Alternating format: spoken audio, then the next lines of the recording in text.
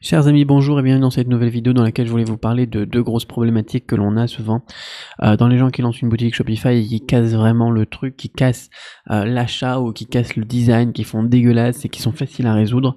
La première problématique, j'en ai peut-être déjà évoqué plusieurs fois, je l'ai même peut-être évoqué parce que je sais que j'en ai parlé en consulting, je sais que j'en ai parlé dans la formation Shopify Quick Start, dans le groupe secret sur Facebook, je sais que j'en ai parlé à des potes.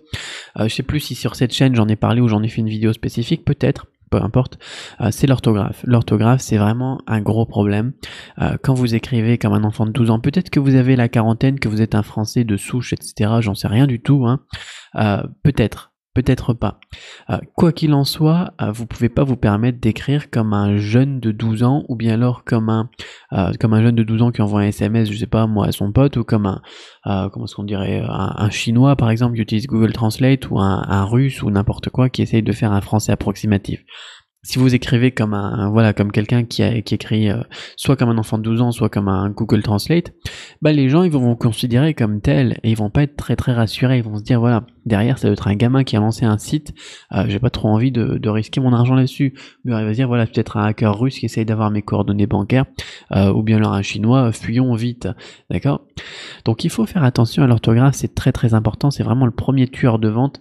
Je suis sûr que j'avais vu les statistiques, j'avais dû en parler peut-être, enfin bon, je sais plus à qui j'en ai parlé.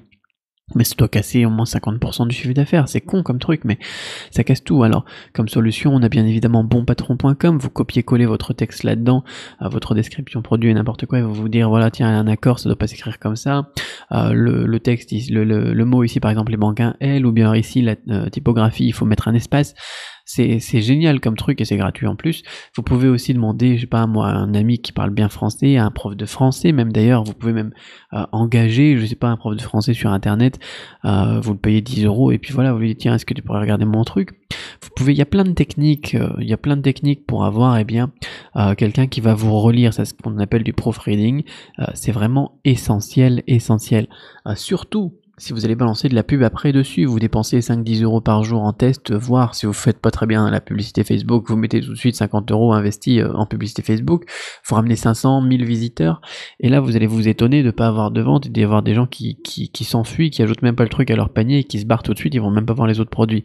Vous m'étonnez, effectivement, si les gens ils pensent que c'est un gamin qui est derrière le truc ou bien alors un pirate, c'est certain. Donc faites attention à l'orthographe, et ensuite on a un deuxième problème aussi que je vois très souvent et qui est facile à résoudre, c'est moins grave celui-là, je suppose que ça casse moins les ventes, mais c'est très facile à résoudre, c'est ça, regardez ce qu'on a ici, des images de hauteurs différentes et tout ça, un coup le texte il est là, un coup il est là, le visuel, normalement les yeux ils devraient suivre une ligne pour voir les descriptions et pouvoir comparer un peu tout, là ça fait un peu bordélique, et encore, ce site là c'est pas le pire, c'est un site que je viens de trouver au hasard, hein. J'ai mis tout simplement Powered by Shopify iPhone, pour être sûr de tomber sur une boutique Shopify, et pour être sûr de tomber sur un truc un peu kéké, parce que bon, les accessoires iPhone c'est un peu nul et c'est pas très rentable comme niche, hein, comme on en a parlé donc dans d'autres vidéos et comme on en parle dans la formation. Quoi qu'il en soit, eh bien regardez, voilà ce qu'on peut faire ici. Pour mettre les images, on pourrait les mettre déjà soit toutes sur fond blanc, soit toutes sur fond noir, et là on aurait déjà quelque chose de plus esthétique, de plus agréable. Soit au moins toutes de la même taille, c'est-à-dire comme ici la blanche on a l'impression qu'elle fait cette taille-là, celle-là ici regardez elle s'arrête à la fin du mot solde, celle-là ici elle fait à la moitié, en plus elle est pas de la même hauteur, là c'est complètement dégueulasse quoi, voilà, ça serait bien d'homogénéiser tout ça pour l'aspect esthétique et l'aspect professionnel. Quand on va sur une boutique professionnelle, et ben on a tout à peu près de la même taille, je sais pas moi, on pourrait aller voir sur la boutique Tesla par exemple, Tesla Shopify. Oui, la boutique Tesla, c'est une boutique Shopify, si vous ne le saviez pas, hein. C'est-à-dire que Shopify, c'est utilisé par les petits entrepreneurs comme vous et moi, et comme par les gros. Et regardez, toutes les images, toutes, même couleur de fond, toutes carrées, toutes pareilles, vous voyez. Et tout de suite, niveau esthétique, c'est pas du tout la même chose, c'est pas du tout le même rendu. Regardez, toutes alignées ici, tout est sur la même ligne, c'est quand même formidable, regardez-moi ça, la différence au niveau du rendu. Avec un truc con qui est de faire des images carrées. Voilà, donc vous pouvez faire ça vous aussi. Shopify, dans l'éditeur d'images, quand vous êtes donc sur votre fiche produit, vous pouvez cliquer sur l'image, vous pouvez cropper les images et les mettre toutes carrées. Vous pouvez faire ça produit par produit, vous pouvez aussi faire ça produit par produit en téléchargeant l'image sur votre bureau et avec votre éditeur d'images, même avec GIMP, avec Paint, avec Capture, Aperçu, là comme on appelle ça sur Mac. Vous pouvez faire des images carrées, c'est très facile. Il y a aussi des applications comme celle-ci ici, Photoresize par PX, je sais pas quoi là. On s'en fout du nom de toute façon, mais ça fait très bien le truc. Il vous fait les premières 400 images gratuitement et ensuite c'est pas très cher, voilà. C'est un truc tellement bête, mais ça va vous donner un rendu, regardez-moi ça, quoi, le rendu après complètement différent. On passe voilà d'une boutique de type c'est un kéké qui l'a fait voilà comme ça avec un peu de tout, en plus d'ailleurs on voit vraiment que c'est un peu de tout, hein, à une boutique bah voilà un peu plus classe, hein. Même ça, regardez, voilà, c'est plus classe, quoi. C'est tout bête, mais ça va changer beaucoup de choses. Donc de faire des images carrées. Ah, tiens, on va revenir sur les problèmes de l'orthographe. On va mettre un truc en français ici. J'étais en train de me poser la question, donc je faisais la recherche en français. On va aller ici, donc accessoires Élise Chalmin par exemple. Je ne connais pas, hein, c'est fait au hasard. Donc comme j'ai mis Powered by Shopify ici, ou propulsé par Shopify, normalement on va tomber sur une boutique Shopify, bien évidemment. Ça y ressemble, voilà, Powered by Shopify. Et on va voir un petit peu si on trouve des fautes d'orthographe. Ils sont faits, regardez, ils sont faits. Est-ce qu'on ne devrait pas accorder faire? Bon, c'est pas le plus grave, ils sont faits avec beaucoup d'amour. On va en ouvrir un ici par exemple au pif. Regardez ici, on a un gros vide. C'est encore un truc bête, hein. Donc Élise, désolé si tu tombes un jour sur cette vidéo, mais regardez, là l'image ici, elle est de différentes tailles que c'est la première. Bon, au moins on a un fond gris ici qui permet d'équilibrer le truc, et si on a un gros trou, quoi, super, un gros trou, formidable.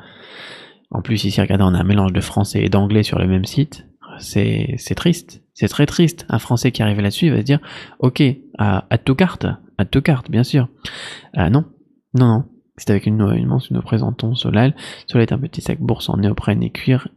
Il est composé de 8 œillets dorés et d'une chaîne d'1,60 m, soit environ 40 cm sur l'épaule. Il est petit mais pas trop, il est léger mais pas trop, il est souple juste comme il faut. Oh, c'est sympa comme description, hein. Il vous accompagnera aussi bien boire un café qu'un ginto. Allez, dites-le, il est trop mignon, non, confection 100% française. Super français. Comment est-ce qu'on écrit française? Un sac fabriqué à Paris. Néoprène. Alors les CD, les accents et tout ça, non, ça n'existe plus. Ah si, ça existe maintenant, c'est revenu. Et back to accessoires, bien sûr. Voilà, super. Sachez que j'ai fait une vidéo qui explique comment mettre Shopify en français. Élise, si ça t'intéresse. Voilà, c'est triste. C'est triste parce que on a des beaux produits, regardez, on a des gens qui se bougent pour entreprendre, d'accord? On a des gens qui se battent pour réussir. On est vraiment quelque chose qui est poétique, qui est joli en plus au niveau de la description, mais c'est cassé par des conneries. C'est cassé par des conneries d'images LED et de description en français pourri ou bien alors en français et anglais. Et ça, c'est triste. Voilà, donc ma recommandation du jour, c'est si vous avez un site comme ça, si vous avez des doutes, un petit doute sur votre orthographe, sur votre français, et même moi de toute façon, parfois on écrit les trucs, et puis voilà, on est fatigué, on fait une erreur de frappe, et on l'a fait tellement machinalement, et on se doute pas qu'on a fait la faute, que quand on se relit, on la voit même pas la faute. Donc demandez à quelqu'un de vous relire, ou faites passer ça sur vos patrons, et faites corriger tout ça, parce que c'est dommage, c'est triste de voir des entrepreneurs ratés à cause de trucs comme ça. Voilà, je te souhaite beaucoup de succès, Élise.